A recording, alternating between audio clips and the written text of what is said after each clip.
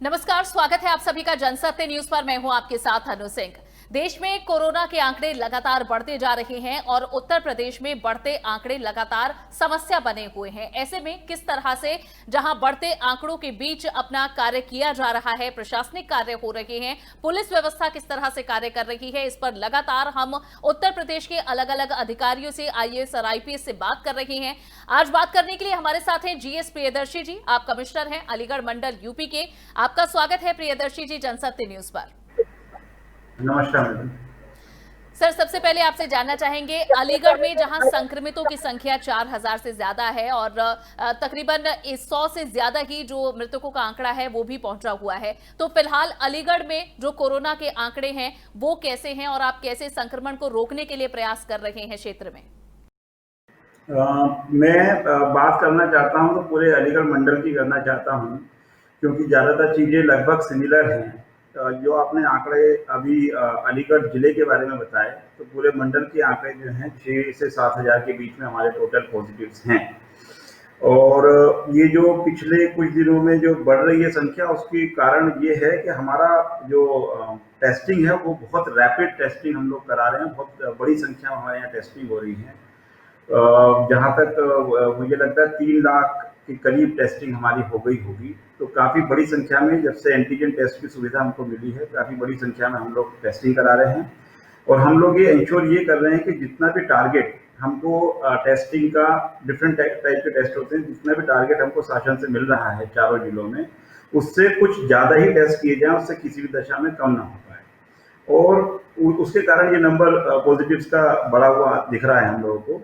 लेकिन उससे फिर निपटने के लिए उसको एक तो कराने का जो लॉजिक है वो ये है कि जो भी आज पॉजिटिव आ रहा है, उसकी बहुत तेजी से कॉन्टैक्ट ट्रेसिंग करके हमको बीमारी की जो जड़ है वहां तक हम पहुंचने का प्रयास कर रहे हैं। तो जैसे ही कोई आदमी पॉजिटिव आज दिखा तो हम शाम तक पता कर लेते हैं, और शाम को, रात को या अगले दिन सुबह तक कोशिश करते हैं कि उनकी जितने भी नियर प्राइमरी और सेकेंडरी कॉन्टैक्ट्स रहे हैं उन सबको आइडेंटिफाई करें और उनका टेस्ट करा लें। तो इसलिए टेस्ट की संख्या काफ़ी बड़ी है, पीछे काफ़ी दिनों से बढ़ी हुई है, उसी के कारण ये नंबर भी बढ़ रहा है। लेकिन मुझे पूरी उम्मीद है कि बहुत ही जल्द हम लोग जो है इसमें बेहतर स्थिति में होंगे। से आपने बताया कि केसेस तो बढ़ रहे हैं, लेकिन उन्हें ट्रेस करने के लिए और उनकी संख्या कम करने के लिए आपका विभाग काम कर रहा है। प्रियदर्शी जी, ये भी बताइए कि अब अनलॉकिंग 4 के फेज में हम आ चुके हैं, तो उसके लिए किस तरह की गाइडलाइन है, क्या कुछ चीजें हैं जो खुल रही हैं, लोगों को कैसे जागरूक किया जा रहा है कि अनलॉकिंग हो रही है लेकिन गाइडलाइन का पालन करें? बिल्कुल सही, आपने सही सवाल पूछा। इसमें जो हमारा डिसिप्लिन है, इस बीमारी से लड़ने के लिए सबसे महत्वपूर्ण मुझे लगता है हमारा डिसिप्लिन ही है। तो इसमें डिसिप्लिन में यही है, जो अनलॉक 4 में भी जो बातें आई हैं, या इससे पहले अनलॉक 3 में भी जो बातें आई थी, मैक्सिमम बातें तो पब्लिक डोमेन में आ ही चुकी हैं। पब्लिक को हमें ये बात बताना है कि अगर जितना नेसेसरी हो उतना ही ट्रैवल रखें, उससे ज़्यादा ट्रैवल करने की आवश्यकता नहीं है। सोशलाइजेशन जिसे हम कहते हैं, सोशलाइजेशन भी उतना ही रखें जितने की आवश्यकता हो, अति आवश्यकता हो। अदरवाइज अगर कुछ दिन अवॉइड कर देंगे तो वो बेटर है। जितने भी पब्लिक फंक्शंस हैं वो विद इन जो गवर्नमेंट के नॉर्म्स बने हैं, जिसके एसओपी हम लोगों ने घोषित करे हैं अनलॉक 4 में, उसी के अनुसार किए जाएं, उसका उल्लंघन बिल्कुल ना किया जाए। मास्क लगाने मास्क बिना लगाए पब्लिक डोमेन में या पब्लिक प्लेसेस में ना आया जाए। और अगर आपको बाहर आने की आवश्यकता भी पड़ती है तो सोशल डिस्टेंसिंग का वहाँ भी पालन किया जाए। ये हम बार बार बताते हैं, और ये पब्लिक डिसिप्लिन रहेगा तो मुझे लगता है कि बीमारी से लड़ने में हमें बहुत ज़्यादा जल्दी कामयाबी मिलेगी। प्रियदर्शी जी, हम अलग अलग नेताओं से, मंत्रियों से और सांसदों से भी बात कर रहे हैं, ये समझने की कोशिश कर रहे हैं कि किस तरह से बीमारी, उसके प्रभाव और उसमें लोगों को मदद दी जा रही है, उसके काम को हम समझ पाए और लोगों तक पहुंचा पाए। हमने कुछ दिन पहले ही जो कानपुर से सांसद हैं सत्यदेव पचौरी जी, उनसे बात की थी और उन्होंने बताया था कि उत्तर प्रदेश में संक्रमण बढ़ने का एकमात्र जो कारण है वो ये है कि उत्तर प्रदेश की जनता समझ नहीं रही है कि ये कितनी गंभीर बीमारी है और गाइडलाइन का पालन नहीं हो रहा है। आप इसमें जो प्रदेश की, क्षेत्र की जो जनता है, उनकी जागरूकता को कैसे देख रहे हैं? क्या लोग वाकई गाइडलाइन का पालन कर रहे हैं, कोरोना बीमारी को गंभीरता से ले रहे हैं? जनता की जागरूकता जब हम देखते हैं क्षेत्र में, जागरूक तो है, लेकिन कई बार जो है उस जागरूकता के बावजूद अपने डिसिप्लिन को उतना नहीं रख पा रहे हैं जितना उनको रखना चाहिए। उसके लिए हमारी एज ए एडमिनिस्ट्रेशन हमारी भी उत्तरदायित्व है। उस उत्तरदायित्व को निभाने के लिए सबसे पहले तो ये है कि बार-बार रीइंफोर्स करना पड़ेगा कि ये जो बीमारी है, इससे लड़ने में जितनी दवाई कारगर हैं, उतना ही कारगर है डिसिप्लिन। तो ये हमें बार-बार बताने के लिए हमने क्या व्यवस्थाएँ करी हैं। एक तो हम लोग जो है सोशल मीडिया में जितनी प्लेटफ़ॉर्म है, उसमें अपने आप को एक्टिव रखे हुए हैं। उसके अलावा नंबर 2 पर ये है कि जितने भी हमारे पब्लिक एड्रेस सिस्टम हैं, पूरे हमने जिले में, जैसे हम अलीगढ़ जिले की बात करें तो 200 प्लस पब्लिक एड्रेस सिस्टम है, चाहे पुलिस विभाग के पास है या सिविल एडमिनिस्ट्रेशन के पास है। उन सारे पब्लिक एड्रेस सिस्टम को लगातार चलाकर लोगों को बताना है, बार-बार रीइंफोर्स करना है कि इस बीमारी से लड़ने में कितना ज़रूरी है सोशल डिस्टेंसिंग, मास्क लगाना, अननेसेसरी बाहर नहीं निकलना। इन चीज़ों को बार-बार रीइंफोर्स करना, और अगर उन्हें समझाना नहीं मानते हैं या बहुत ही ज़्यादा इंडिसिप्लिन होता है, तो जो चालान की व्यवस्था है वो चालान कराना, ये सारी की सारी व्यवस्था हम लोग को करनी पड़ेगी। तो लोग जागरूक हैं, जानकारी है, लेकिन उसके बावजूद कई बार डिसिप्लिन का उतना ध्यान नहीं रखा जाता। उसके लिए हमें बार-बार रीइंफोर्स करना पड़ेगा। अगर बहुत ज़्यादा वायलेशन है तो उसमें फिर चालान भी करना पड़ेगा।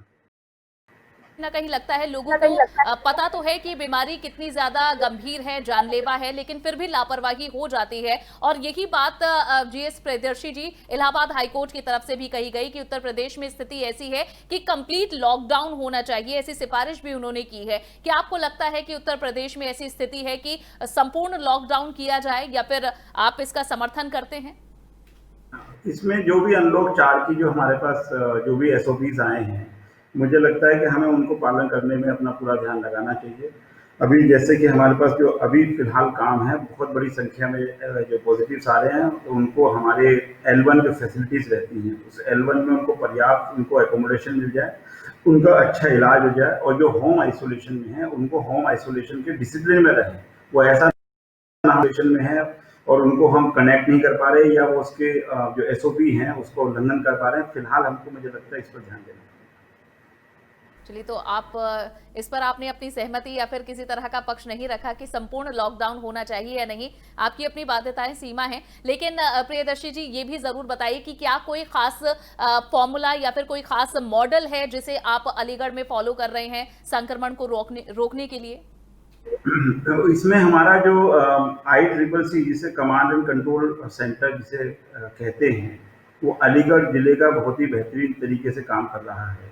उसमें काफ़ी ज़्यादा मैन पावर और काफ़ी ज़्यादा रिसोर्सेज लगे हुए हैं, और उस मॉडल को मुझे लगता है वो अच्छा है। उस मॉडल का फ़ायदा ये है कि इस बीमारी से जुड़े हुए जितने भी स्टेक होल्डर हैं, जिसमें मरीज भी शामिल हैं, मरीज के परिजन भी शामिल हैं, कॉन्टैक्ट शामिल हैं, उनका इलाज करने वाले डॉक्टर शामिल हैं, पैरामेडिक स्टाफ शामिल है, सर्विलांस की टीमें शामिल हैं। ये जो जितने सारे के सारे हमारे स्टेक होल्डर्स हैं, उनसे हम लगातार एक वार्ता का एक वहाँ से एक लगातार डायलॉग उनके साथ होता है। तो ये एक मॉडल मुझे लगता है बहुत अच्छा है, और उसमें हमने IVRS सिस्टम, जो इंटरैक्टिव वॉइस सिस्टम है, वो भी लगा रखा है, क्योंकि बहुत बड़ी संख्या में नेगेटिव रिपोर्ट्स आती हैं।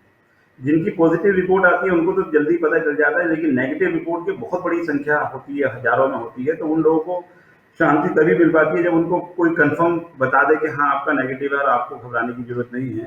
तो हमारे यहाँ जो IVRS सिस्टम जो इनका लगा हुआ है अलीगढ़ जनपद में, वो इतना अच्छा है कि उसमें सारे के सारे ये नंबर और उनके कॉन्टैक्ट फीड कर देते हैं।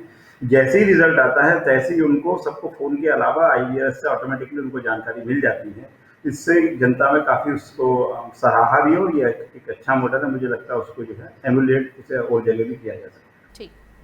और प्रियदर्शी जी, जो केंद्र सरकार की तरफ से जो अब नई गाइडलाइन आई हैं, उन्हें हूबहू लागू किया जा रहा है, या फिर जिस तरह से केंद्र सरकार ने कहा है कि अपने क्षेत्र और राज्य के अनुसार उसमें परिवर्तन किया जा सकता है, तो कुछ बदलावों के साथ उसे लागू किया गया है? एक बार हमारे दर्शकों के लिए, अलीगढ़ वासियों के लिए बताएं कि क्या गाइडलाइन है, कौन सी चीजें खुली हैं, किन पर अभी भी प्रतिबंध जारी रहेगा? ठीक है, तो मैंने जैसे आपको बताया कि हमारी यूपी सरकार की गाइडलाइंस जो है SOP आ चुके हैं अनलॉक 4 के बारे में, और उसमें डेट वाइज बता रखा है कि 21 तारीख के बाद क्या होगा, अब से लेके 21 सितंबर तक क्या है, वो सारा पब्लिक डोमेन में ऑलरेडी है ही। तो मुझे लगता है कि उसका हमें पूरा पालन करना चाहिए। और अगर किसी को मान लीजिए कन्फ्यूजन भी हो सकता है इसमें कि कौन सी चीज़ खुली है, कौन सी बंद है, या मतलब डिफरेंट इश्यूज हो सकते हैं, तो ये डिफरेंट इश्यूज के लिए भी हमारा ICCC, जैसे मैंने कहा, अलीगढ़ का भी और बाकी जगह का भी, वो बहुत ही कामयाब सिस्टम है। अगर किसी को भी कभी कंफ्यूजन हो कि भाई कौन सी चीज़ें अलाउड है, कौन सी नॉट अलाउड है, तो वो उसे तुरंत उसे रियल टाइम में वहाँ पूछ सकते हैं और संबंधित कंट्रोल रूम उनको पूरा गाइड कर देगा और कहाँ से अनुमति मिलनी है, जिन चीज़ों की अनुमति है उसके लिए गाइड कर दिया जाएगा।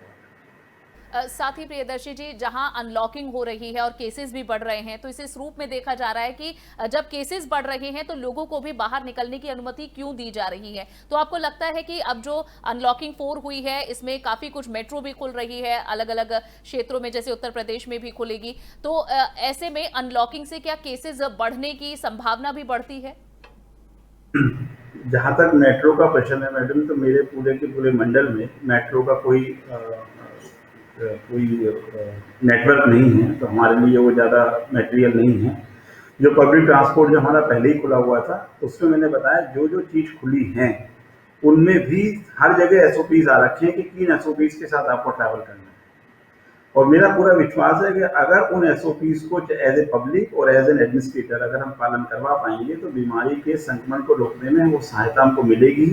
जहाँ एक तरफ मूवमेंट में हमको उसमें मदद मिल रही है अनलॉकिंग से, संक्रमण ना फैले उसके लिए जरूरी है कि जो भी सरकार की तरफ से नियम आ रखे हैं और वो लिखा पढ़ी में सारे के सारे हैं, जिसका हम प्रचार प्रसार भी कर रहे हैं, उनका अगर हम खुद पालन कर लें और जनता से पालन करा लें तो संक्रमण का जो ये चक्र है उसको बहुत जल्दी उस पर काबू पाने में हमें मदद मिलेगी। जी ठीक है। अंत में प्रियदर्शी जी, मैं आपसे जरूर जानना चाहूंगी कि आप अपने विभाग में और खुद अपना बचाव इस बीमारी से कैसे कर रहे हैं, क्योंकि पहले वर्क फ्रॉम होम लोगों के लिए भी था और सीमित संख्या के साथ सभी सरकारी विभागों में भी लोग काम कर रहे थे, लेकिन अब स्ट्रेंथ भी बढ़ती जा रही है और खतरा भी बढ़ता जा रहा है। तो आप अपने विभाग का और अपना ख्याल कैसे इस संक्रमण में रख रहे हैं, संक्रमण के समय में? एक तो जितने भी डिसिप्लिन की गाइडलाइंस है सबसे पहले अपने ऊपर ही लागू करनी चाहिए। नंबर 2 है इंफॉर्मेशन टेक्नोलॉजी। इस समय जैसे मैं आपसे भी बात कर पा रहा हूँ तो ये IT का ही एक प्लेटफॉर्म है, तो हम अपने अधिकारियों को भी और स्वयं भी करते हैं, अपने अधिकारी को बताते हैं कि जितनी चीज़ें हमारी IT प्लेटफॉर्म से हो सके उतनी हमें करनी चाहिए। जनता को हमें अवेलेबल रखना, हमें अपने आप को जनता को अवेलेबल रखना ही रखना है। उसके लिए ज़रूरी है हम पहले खुद स्वस्थ रहेंगे, अपने आसपास का स्वच्छता रखेंगे, तभी जनता को अवेलेबिलिटी दे पाएंगे और तभी उनको सेवा कर पाएंगे। तो IT का उपयोग सबसे ज़्यादा करना चाहिए। जो डिसिप्लिन जो हमें जनता को हम बता रहे हैं उसका उपयोग हमें स्वयं भी करना चाहिए। मुझे लगता है ये 2 चीज़ें हैं जिनका हमें ध्यान देना चाहिए। चलिए, बहुत बहुत शुक्रिया GS प्रियदर्शी जी, जनसत्य न्यूज़ से जुड़ने के लिए, हमसे बात करने के लिए, अपना समय हमें देने के लिए और जो जानकारी जनता तक पहुंचनी चाहिए उसे साझा करने के लिए शुक्रिया। ठीक। तो ये थे अलीगढ़ मंडल के कमिश्नर GS प्रियदर्शी जी, जिन्होंने बताया कि अनलॉकिंग 4 की गाइडलाइन का किस तरह से अलीगढ़ मंडल में अब पालन किया जाएगा और आगे कोशिश यही है कि एक तय मॉडल के साथ कोशिश की जाए कि संक्रमण कम से कम फैले और लोग सुरक्षित रहें। इसी तरह की और बातचीत देखना चाहते हैं तो हमारे चैनल को सब्सक्राइब जरूर कीजिए, इस इंटरव्यू, इस खास चर्चा को भी लाइक और शेयर कीजिए और इस पर अपनी प्रतिक्रिया देना ना भूलें। कमेंट में जरूर अपनी प्रतिक्रिया दें। नमस्कार।